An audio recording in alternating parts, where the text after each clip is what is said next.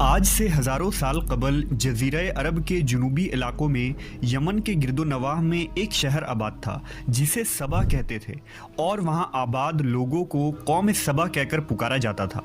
यहाँ के लोग निहायत ही नेमतों और राहतों में थे। हर तरफ लहलहाती फसलें और फल से लदे दरख्त मौजूद थे। अरे वाह। मगर यह कौम शिर्क में मुब्तला थी और सूरज की पूजा किया करती थी। जब वहाँ के बादशाह शराजील बिन मालिक की मौत हुई तो उसकी बेटी बिल्कीस ने हुकूमत की बागदौड़ संभाली। बाज़ मवर्रखीन ने लिखा है कि बिल्कीस के वालिदैन में से एक जिन्नात में से थे, मगर इस नज़रिए की कोई वाज़ेह दलाइल नहीं मिलती। मलका बिल्कीस एक काबिल औरत थी जिसने यमन पर 9 साल नहायत ही खूबसूरती से हुकूमत की। दुनिया के बेशतर इलाकों में जो तिजारत होती थी वो सबाइयों के हाथ में थी। यही वजह थी कि ये कौम नहायत ही दौलतमंद थी। मगर ये वो ज़माना था जब मशरिक़ से मगरिब तक एक अजीम मौहद बादशाह की ताकतवर हुकूमत और जाहो जलाल का डंका बजता था, जिसे तारीख़ में सुलेमान इब्न दाऊद के नाम से जाना जाता है। हज़रत सुलेमान अलैहिस्सलाम की हुकूमत दुनिया के बेशतर ममालिक में थी, जिसका दारुल खिलाफा यरूशलेम शहर था। आपको हवा, जिन्नात, चरिंद व परिंद और जानवरों पर हुक्मरानी अता की गई थी। एक दिन का वाक़या है कि हज़रत सुलेमान अलैहिस्सलाम ने दरबार लगाया तो जिन्न व अंस, जानवर और परिंदे सब के सब हाजिर हुए, मगर उनका चहीता परिंदा हुदहुद गायब था। आपने पूछा हुदहुद कहाँ है? जब वो नज़र ना आया तो सुलेमान अलैहिस्सलाम ने फरमाया, अगर वो अपनी गैर हाज़िरी की कोई मुनासिब वजह पेश ना कर सका तो उसे ज़बह कर दिया जाएगा। अभी ये गुफ्तगू हो रही थी कि हुदहुद हाजिर हो गया। पूछा गया, तुम कहाँ थे? हुदहुद ने बड़े एहतराम से जवाब दिया, ए अल्लाह के पैगंबर, मैं उड़ते उड़ते एक ऐसे मुल्क पहुँच गया जहाँ लोग शिर्क में मुब्तला देखे।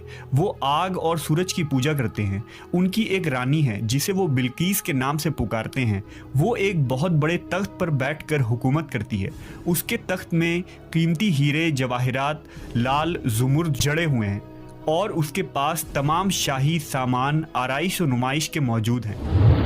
हज़रत सुलेमान अलैहिस्सलाम ने कहा, अगर तुम्हारी बात सच है तो मेरा ख़त उस मलका तक पहुंचाओ ताकि वो शिर्क से बाज आ जाए, और ख़त पहुंचाने के बाद वहां बैठकर सुनो कि वो क्या रद्द अमल इख्तियार करती है, और फिर आकर मुझे खबर देना।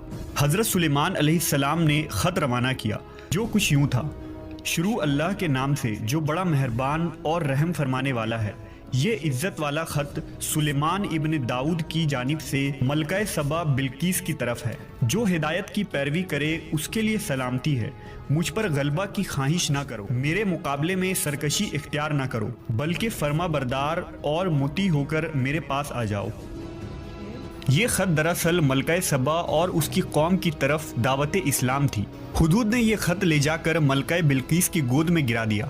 मलका के दरबार में उस वक्त 300 के करीब सरदार बैठे थे। उन्होंने जब ये ख़त पढ़ा तो तैश में आ गए और कहा कि ये हमारी तौहीन है, हमें इसका सख्त जवाब देना चाहिए। मगर मलका बहुत समझदार थी। उसने उन्हें समझाया कि ख़त से पता चल रहा है कि ये कोई आम शख्स नहीं, खुदा का कोई पैगंबर है, लिहाजा हमें हिकमत से काम लेना चाहिए। उसने कहा कि मैं हज़रत सुलेमान अलैहिस्सलाम की तरफ एक तोहफ़ा भेजती हूँ। अगर उन्होंने कबूल कर लिया तो वो बादशाह है, मैं उससे जंग करूँगी, लेकिन अगर उन्होंने तोहफ़ा कबूल न किया तो मैं उसकी पैरवी करूँगी, क्योंकि वो नबी हैं। हुदहुद ये सारी गुफ्तगू सुन रहा था। उसने आकर हज़रत सुलेमान अलैहिस्सलाम को सारी बात बता दी। हज़रत सुलेमान अलैहिस्सलाम ने जिन्नात को हुक्म दिया कि शहर में दाखिल होने वाले रास्ते पर सोने चांदी की ईंटों का फर्श बिछा दिया जाए। रास्ते के दोनों जानिब सोने की अजीबुल खिलकत जानवर खड़े कर दिए जाएं। वुज़रा और अम्माल सल्तनत की तमाम कुर्सियों को सोने का कर दिया जाए। दरबार को हीरे जवाहिरात से मुज़य्यन किया जाए। उधर बिल्कीस ने हज़रत सुलेमान अलैहिस्सलाम के लिए तहाइफ रवाना किए, जिनमें सोने की ईंटें, जवाहिरात, गुलाम, कनीज़े और मलका का एक खत भी था। जब ये तमाम तहाइफ लेकर कासिद हज़रत सुलेमान अलैहिस्सलाम के दरबार में पहुंचे और उन्होंने ये सब देखा तो शर्मिंदा हुए। हज़रत सुलेमान अलैहिस्सलाम ने मलका के कासिदों से कहा, क्या तुम लोग माल से मेरी मदद करना चाहते हो? मगर देख लो, जो कुछ अल्लाह ने मुझे दे रखा है वो उससे भी ज़्यादा है जो तुम्हें दिया है, लिहाजा तुम्हारा तोहफ़ा तुम्हें मुबारक हो। अब तुम अपने तहाइफ के साथ वापस जाओ और अपनी मलका से कहना कि हमारा इंतज़ार करे। हम एक ज़बरदस्त 10 लश्कर लेकर आएंगे। जब ये खबर मलका बिल्कीस को पहुंची तो वो समझ गई कि वाकई ये अल्लाह के नबी है, लिहाजा उसने जंग के बजाय हज़रत सुलेमान अलैहिस्सलाम के दरबार में हाजिर होकर अपनी इताअत का यकीन दिलाने का फ़ैसला किया। जब हज़रत सुलेमान अलैहिस्सलाम तक ये पैगाम पहुंचा तो आपने अपने दरबारियों से कहा, तुम में से कौन है जो उनके मुती होकर आने से पहले मलका का तख्त मेरे पास उठा लाए। एक देव हैकल जिन ने कहा, आपके दरबार को बर्खास्त करने से पहले मैं उसे ला सकता हूँ, मैं इस काम की पूरी कुव्वत रखता हूँ और अमानतदार भी हूँ।